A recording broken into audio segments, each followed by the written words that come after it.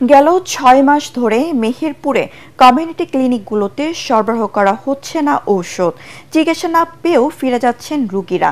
প্রয়োজনীয় চিকিৎসক না থাকা এবং ঔষধের অভাবে ব্যাহত হচ্ছে গ্রামীণ স্বাস্থ্যসেবা। ওষুধ সংকটের বিষয়টি ঊর্ধ্বতন মহলকে জানিয়ে দায় সারছেন স্থানীয় স্বাস্থ্য কর্মকর্তারা। মেহেরপুর প্রতিনিধি উম্মে ফাতেমা রোজিনার পাঠানো তথ্য ও ছবিতে আরও জানাচ্ছেন শরীফুল ইসলাম। মেহেরপুর শ্যামপুর ইউনিয়নের কমিউনিটি ক্লিনিক এটি।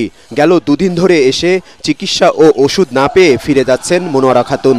জানা গেছে নিয়মিত আসেন না দায়িত্বরত কমিউনিটি হেলথ কেয়ার প্রোভাইডার। এখানে এসে ওষুধ পাওয়া যায় না বলেও অভিযোগ এলাকাবাসীর।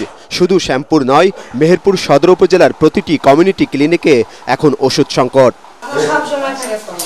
গেল বছর ডিসেম্বরে সর্বশেষ ওষুধের বরাদ্দ পেলেও অধিকাংশ কমিউনিটি ক্লিনিকে তা শেষ হয়েছে 2 মাসের মধ্যেই। ফলে ওষুধ সংকটে ব্যাহত হচ্ছে গ্রামীণ স্বাস্থ্যসেবা। বিনামূল্যে প্রাথমিক চিকিৎসা না পেয়ে বাইরে থেকে সেবা নিতে হচ্ছে এলাকাবাসীর। আর্থিক অসচ্ছলতায় চিকিৎসা না পেয়ে রোগে ভুগছেন অনেকে।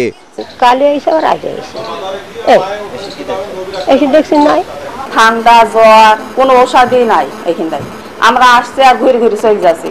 ওষুধ কেনার টাকা নেই আমাদের, ওষুধ কিনবো কি করি? আমাদের যদি সেবাই না হয়, বাড়ির গ্রামে ক্লিনিক থেকে কি হবে আমাদের?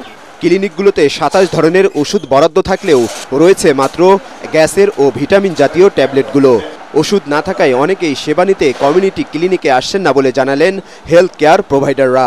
যেটুকু সেবা দেওয়ার দরকার দিতে পারছি, কিন্তু যে ঔষধটা তাদের দরকার প্রয়োজন, ঠান্ডা জ্বর কাশি এগুলা কিছুই দিতে পারছি না।